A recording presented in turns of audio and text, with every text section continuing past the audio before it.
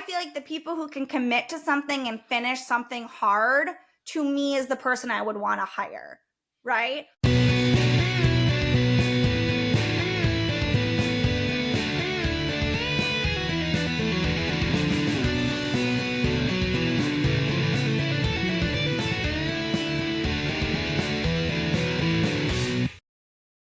How was your journey to software engineering? It looks like it's been, you've done a few different careers, shall I say. Yeah, I feel like I hop around a lot. I get passionate about things and then I just kind of throw myself all in. And then I don't know, like life's short, so you should always do something that you're excited about doing. So, wherever the wind takes me. So yeah, I started my career as a teacher. That's what I went to school for Spanish and math education for high school. And I loved the planning part of things. Like I loved designing my lessons, but I didn't love the classroom management side of things. Honestly, the students hurt my feelings a lot. And I didn't like telling kids to put their phones away all day. It just seemed like a losing battle. So I kind of started researching in my first year, like what's a job where I could plan lessons but not teach them. I looked into instructional design and e-learning development because I actually flipped my classroom. So most people, you do like the lesson during class and then homework gets done at home. But I was teaching in a school district where there was not it just you couldn't expect kids to do homework type of a thing. So I flipped it where you would actually watch the lesson outside of class at home, and then you would do the homework in class. Okay, Um, interesting. so that way they could get help with the homework. They could work in groups through the assignment. And I actually created like little e-learning modules type of a thing. So like I recorded all my lessons, they would do that, and then they'd have the activity right there. So it's kind of self-paced geometry, essentially.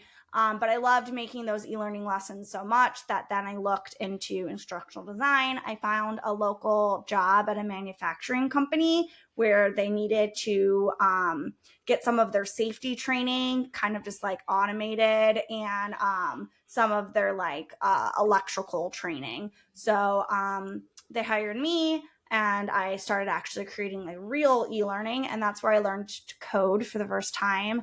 I used e-learning like kind of creation tools, but I like my clients that I would work with would be like, oh, but wouldn't it be cool if this happened? And like, what about this? And what about the data? How do we save it? So I started learning JavaScript to kind of extend the capabilities of the software I was using, and I thought it was really fun. But at the same time, I started my own business on the side, and that kind of took off. And so when that started making more money than my day job, I quit my day job and I ran a table making business for 5 years before Wow. eventually having a baby. I know it's a long and drawn out story, but yeah, I had a baby and realized power tools and babies don't mix very well. So I put down my power tools, and I kind of was a stay-at-home mom for like maybe the first year and a half of my daughter's life, and I just was really bored watching her play all day, which was a big sign I shouldn't be a stay-at-home mom. So I kind of picked up coding because my husband's like, well, remember back in the day you used to love coding and you thought that was fun. Why don't you just do that while she plays? And I got really obsessed, went to a coding boot camp, got a job, and here we are. Wow. I didn't pick up all of that off your LinkedIn. So I did see instructional design on there, which I wanted to ask about because I have never seen that as a thing until about the last 2 or 3 years. Maybe Oh, it's a certain role that's been renamed, or maybe it's something that's become more popular the last couple of years as more learning has gone online with the pandemic and so on. But I'm sure a lot of people like me have never seen it before. So what does an instructional designer do? What does it mean? so it's not controversial, but it's at the job I was doing. I wasn't doing instructional design. I was doing the whole thing, right? I was kind of a one-man shop, but typically instructional design would be like the person who would work with subject matter experts and clients or like stakeholders, right? To create essentially like a plan for an e-learning module or an in-person or blended training module in different companies, right? Then they would pass it to like an e-learning developer, and that person would develop the material, or they'd pass it to trainers who would do it. So like there's different roles, just like in software development, right? Where you would have like the product person, a designer, UX, right? You'd have all of these different roles. And the same thing with e-learning development. You have all of those roles on a team too. I just was working for a company that had never done e-learning before. So they were kind of like, hey, you taught high school. You could probably create all of our e-learning for us. So it was a fun experience. So you did it all. Cool. I see. So I'm bewildered there. How teacher, Spanish and maths, to instructional design. I can see the kind of connection there. You know, Mm-hmm. it's all broader, shall we say, teaching. But then table design, that's a completely different. Yeah, I mean, I think honestly it started because I was unhappy with my salary as an instructional designer. I didn't see like a runway ahead of me in terms of like at that company making more money, Mhm. or like getting more help. It seemed like when I first got hired, I was like, "Ooh, cool, I get to do it all." But like, I just uh, kind of quickly was like, "Wait, this is a lot for one person to do." I was nervous about like how to maintain the programs that I was making after I made them.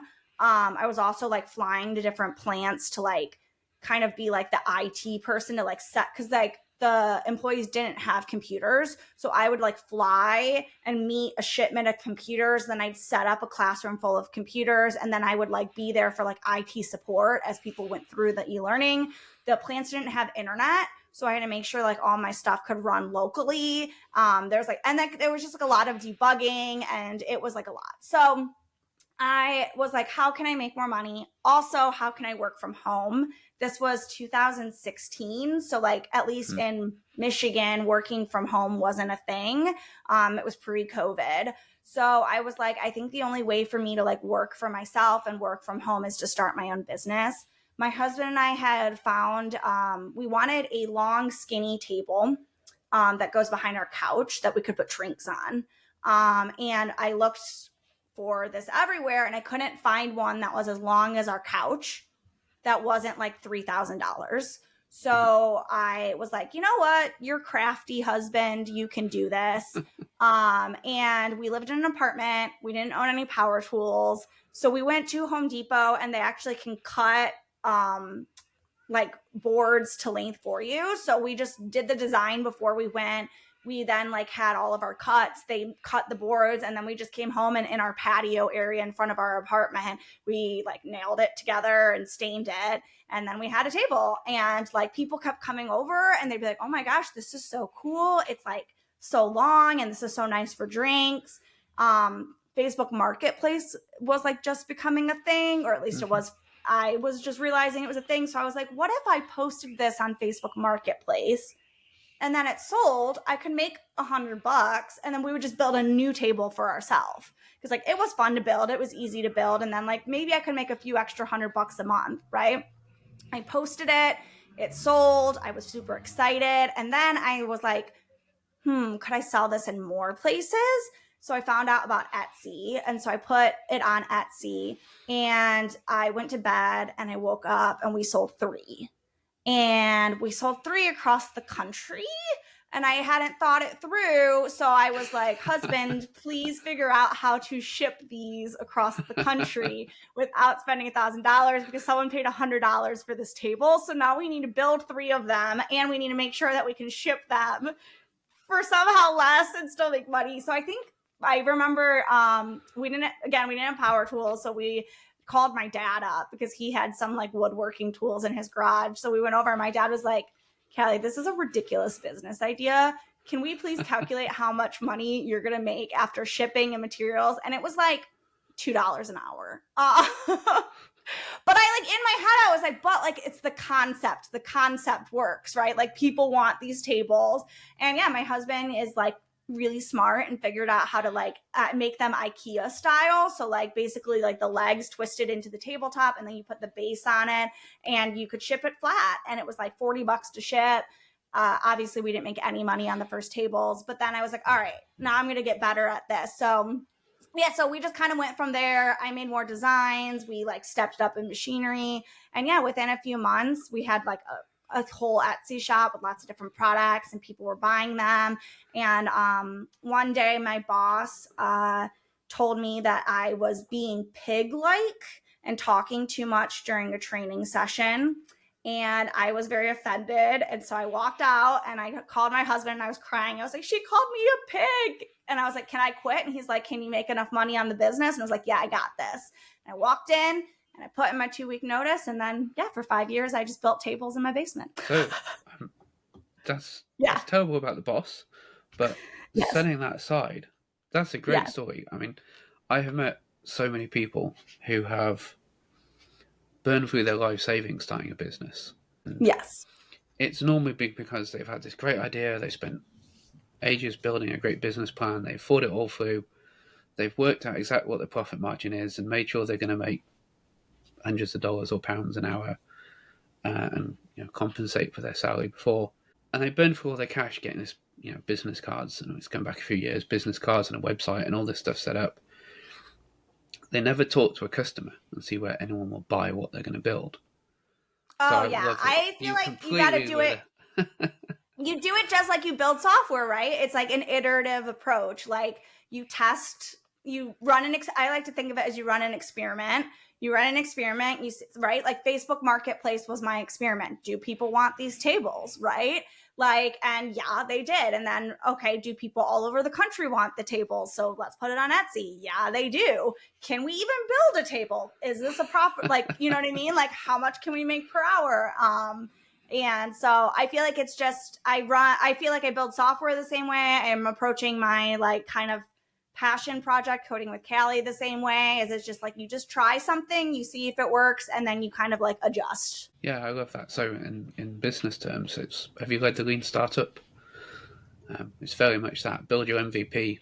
So the MVP, as it's literally presented in the book, The Lean Startup, is all about that experiment. What's the minimum thing we can build to carry out that experiment?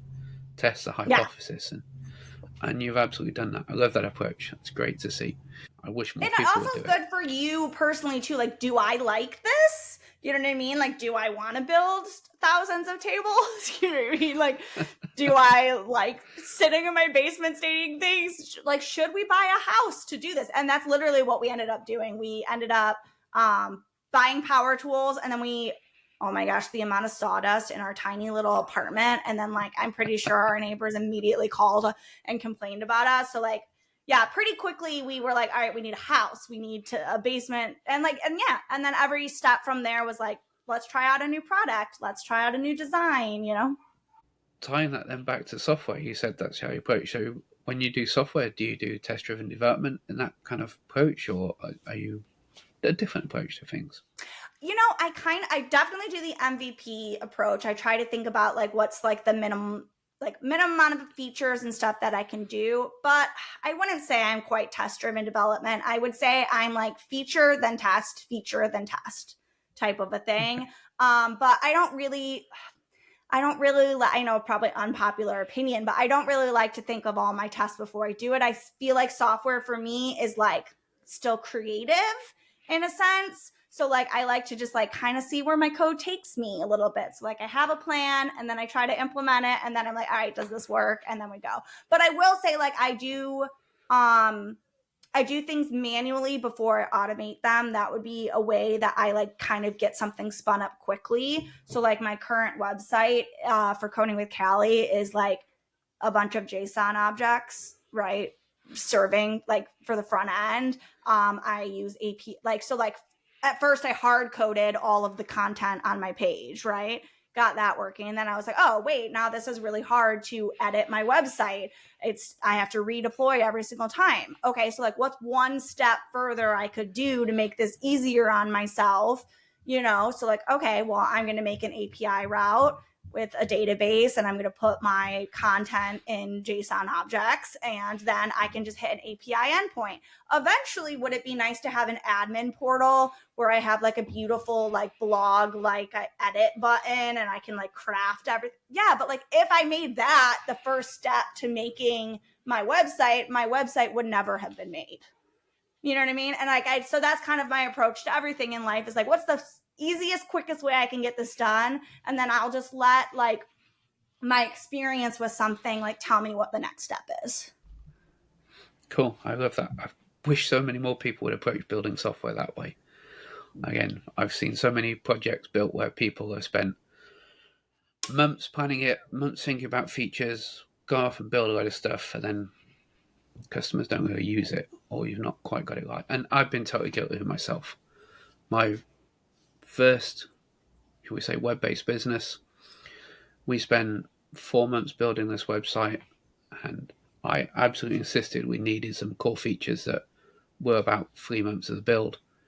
No one ever used them. The website ran for 5 years, did millions of dollars of business. No one ever used the core features that I insisted were crucial. They used the Oh, 20% yeah. that we could have built simply. And yeah, I was there absolutely determined. Everyone's going to use this feature. It's so obviously brilliant. It's nobody else has got it. I would use it all the time. Yeah, so apart from me, no one actually used it. It was a complete waste of time. So I should have Aw. taken more of I'm that sure they were approach. great features though.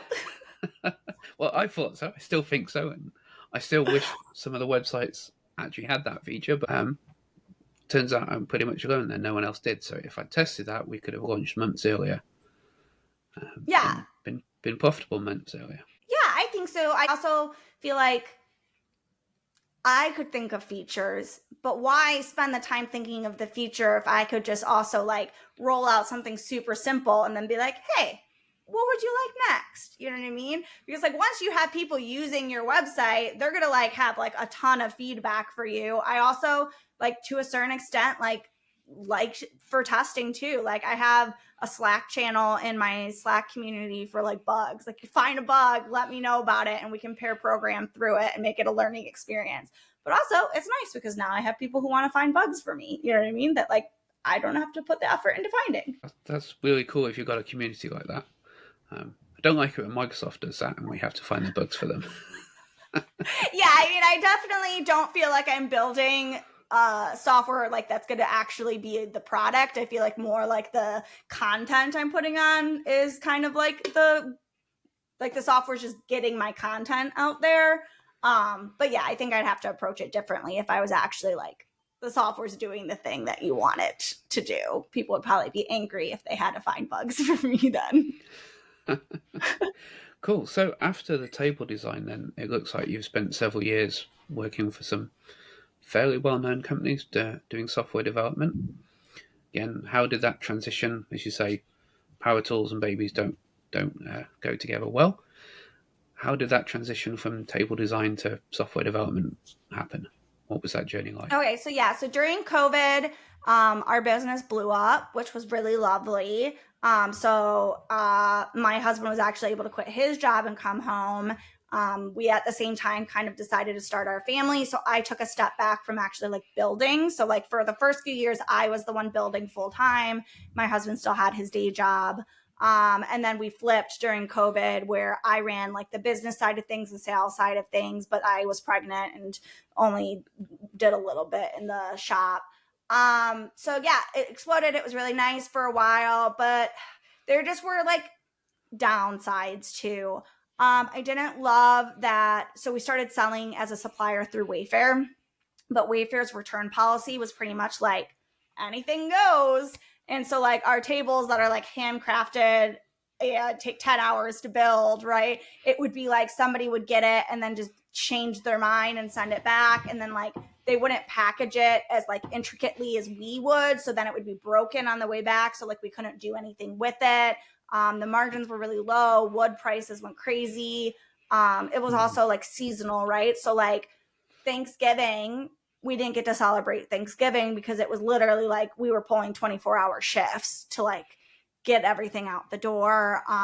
So there were just like kind of some things that we were realizing that we didn't love. And then once I had my baby, I was kind of like, I'm just kind of out. Like, good luck, husband. You know what I mean? Like, you do you.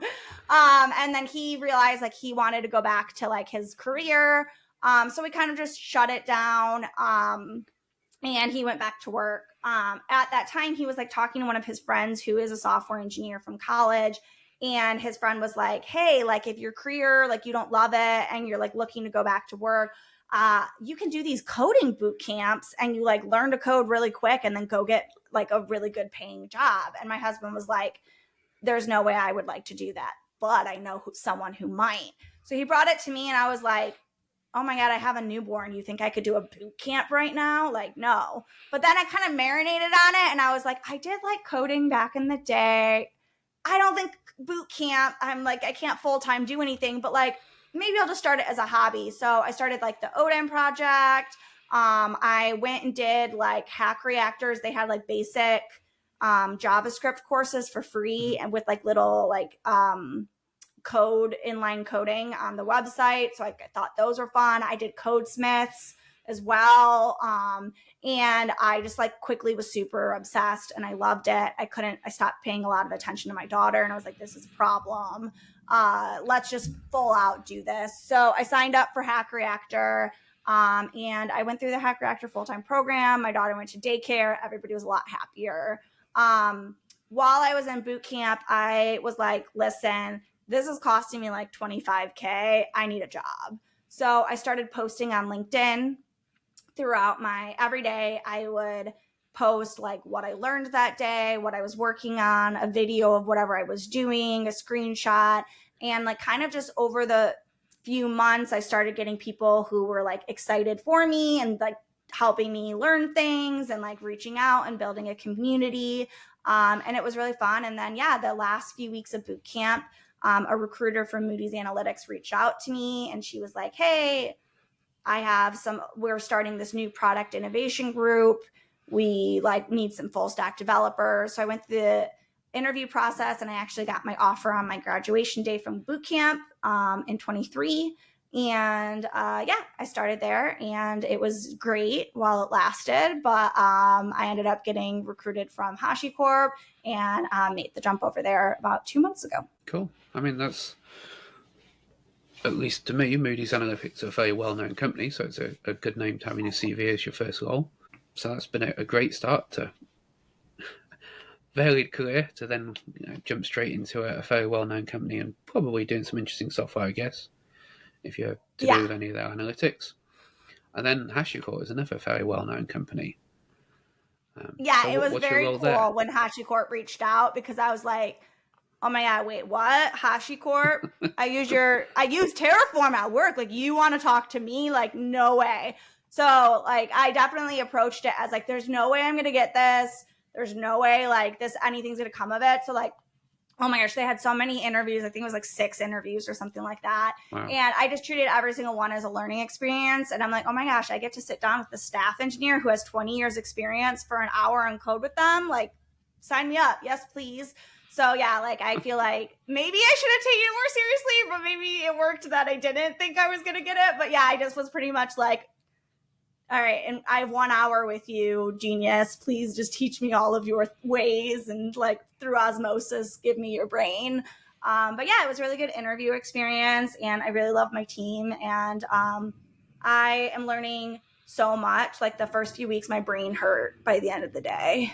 And I was like, why do I have a headache? And I think it was just because I was learning so much throughout the day. Luckily, my brain has like gotten up to speed and it's like, okay, Callie, we're studying this much every day. We'll be on track. That's fine.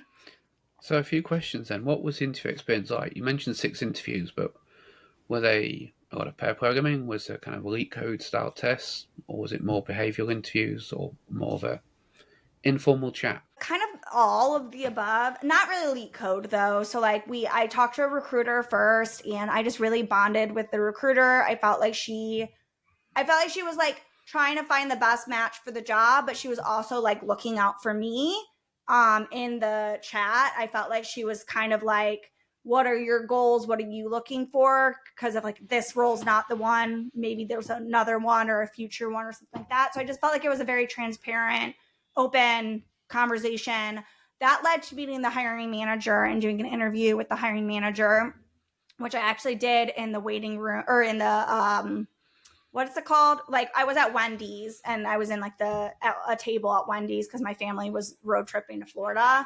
So I like pulled over and I was like, wait, HashiCorp's hiring manager wants to meet with me. Sure, let's do it. I was at Wendy's. And so that was an interesting experience.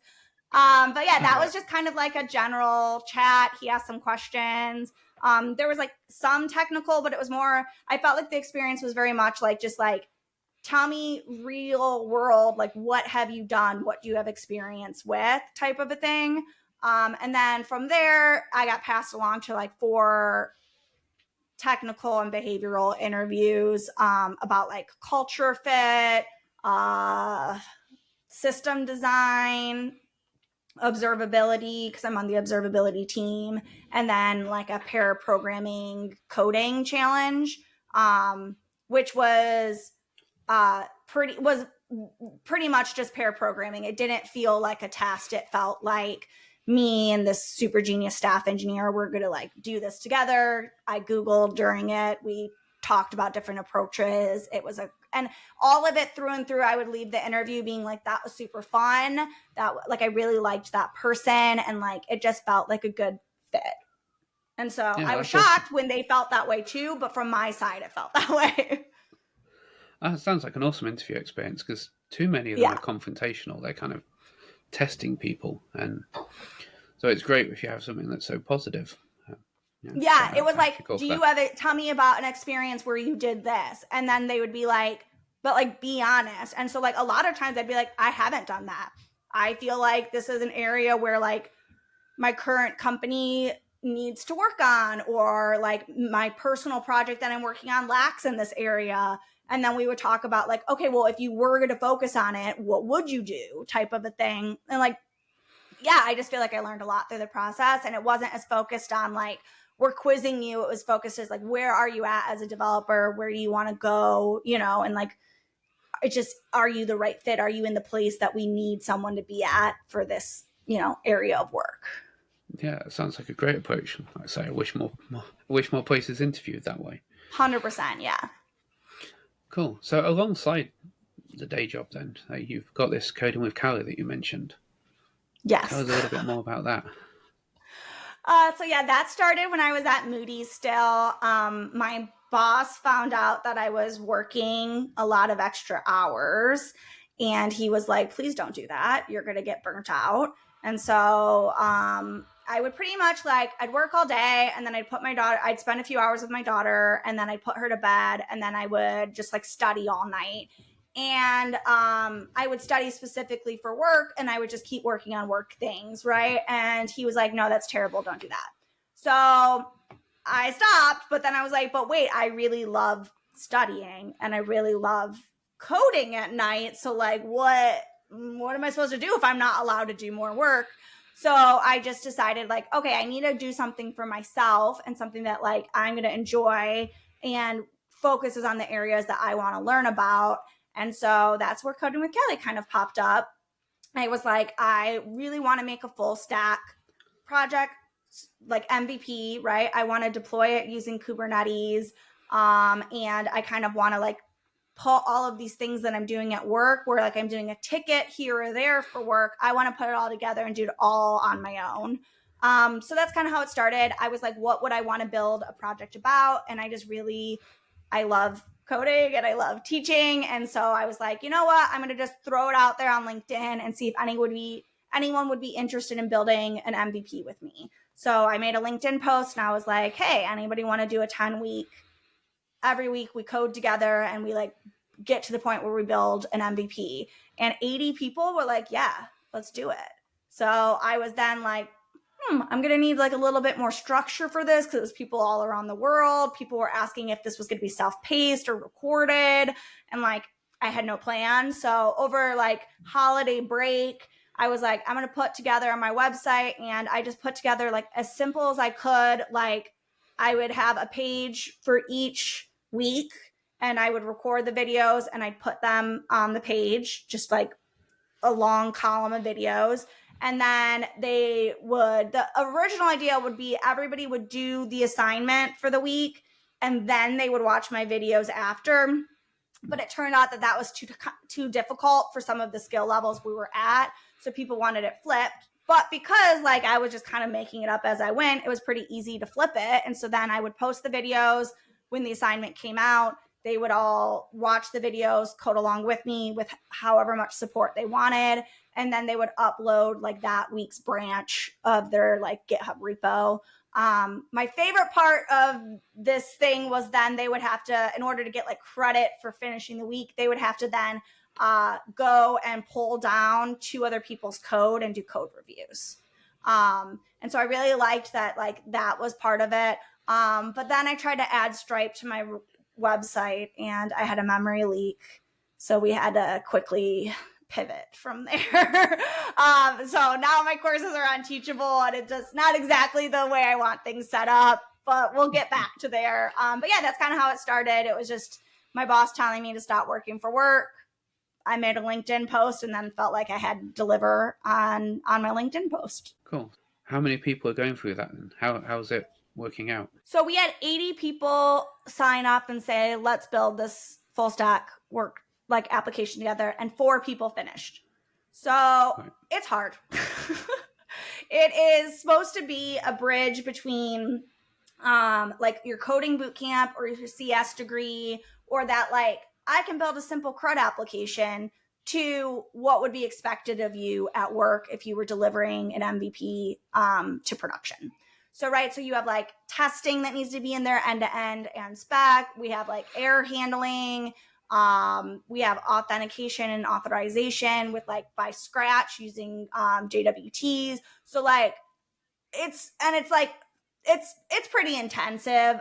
It's about 45 hours of me building it. And so I think I learned some life lessons from that first one to like kind of maybe not take off as much in one workshop. So my next workshop, which is deployment, is only 2 hours a week worth of videos, which is a real challenge to try to come up with only 2 hours a week, but we're doing it so far. But yeah, 4 people finished, and I was able to line up 2 internships at a web development studio, Anchor Web Studio, shout out Candace, for those people who completed it. So the way I'm trying to make it work is basically like if you sign up for a workshop, you go through it, you complete it, like hopefully there's some sort of job opportunity for you there. So like our current one, I have another web studio, Rock Sites, that's going to give out a few internships to people who finish the deployment cohort.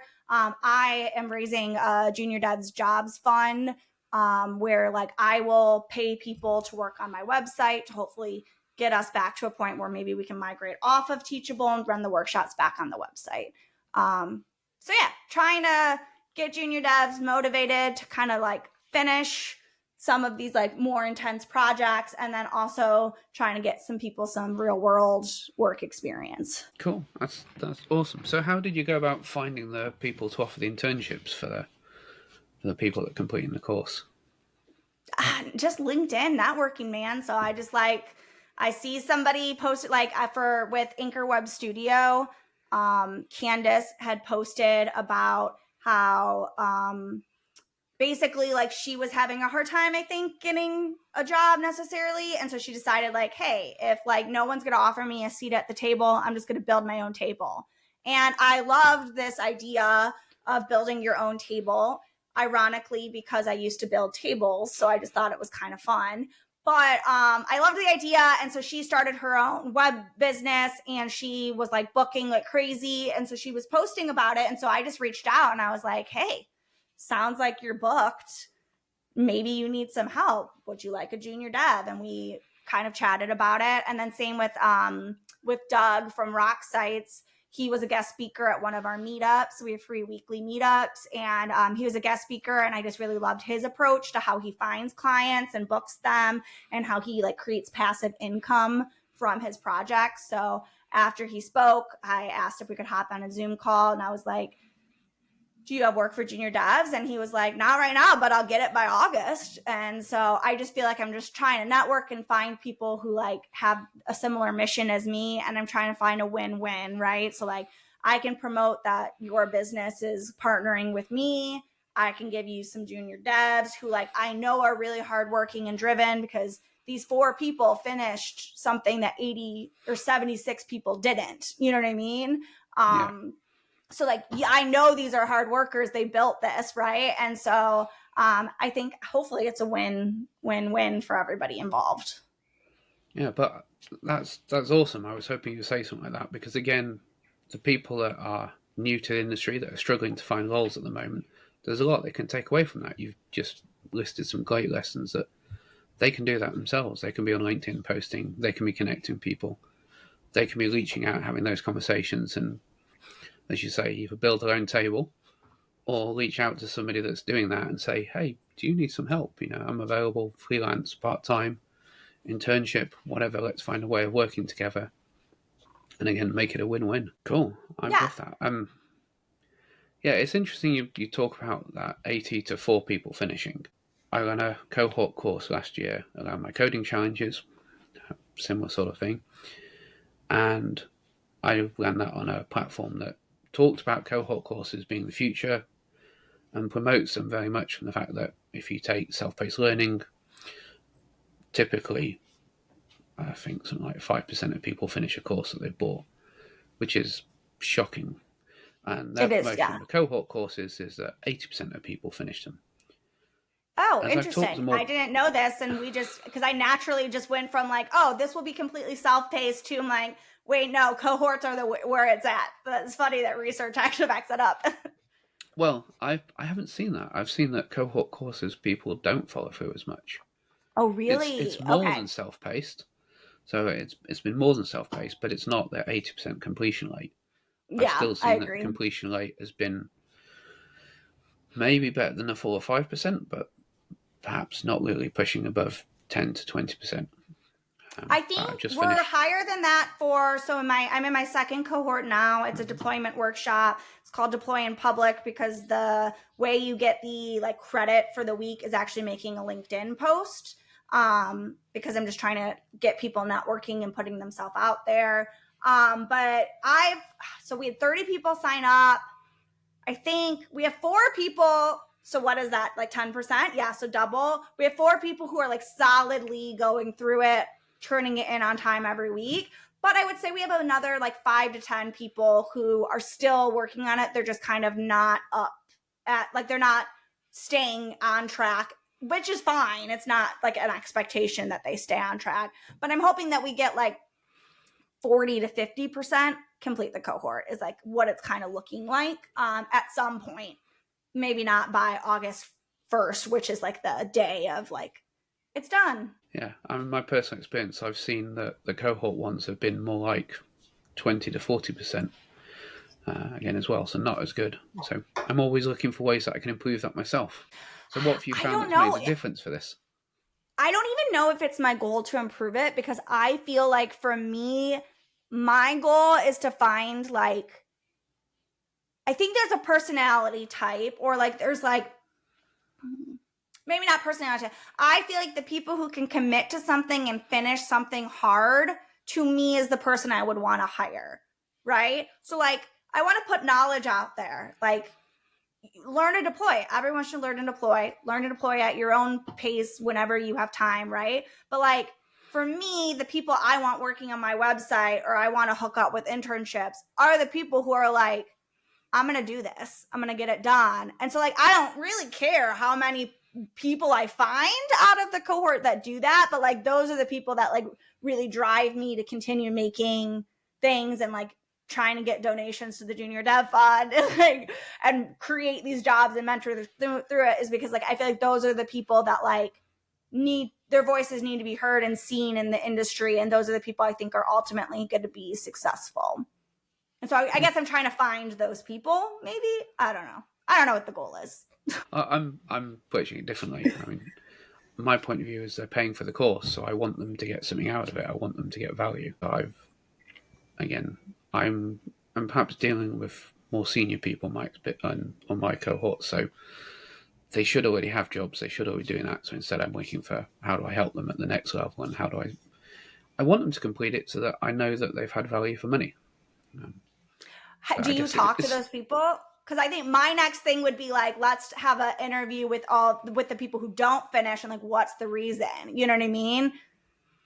Because yeah. like I'm I just sort of definitely purchased an online course that I haven't finished, and ultimately, like most of the time, if I don't finish, it's because like this course isn't doing it for me. I don't like the way it's being explained to me, or like I found a different resource. But it's usually not because I no longer want to learn what I wanted to learn.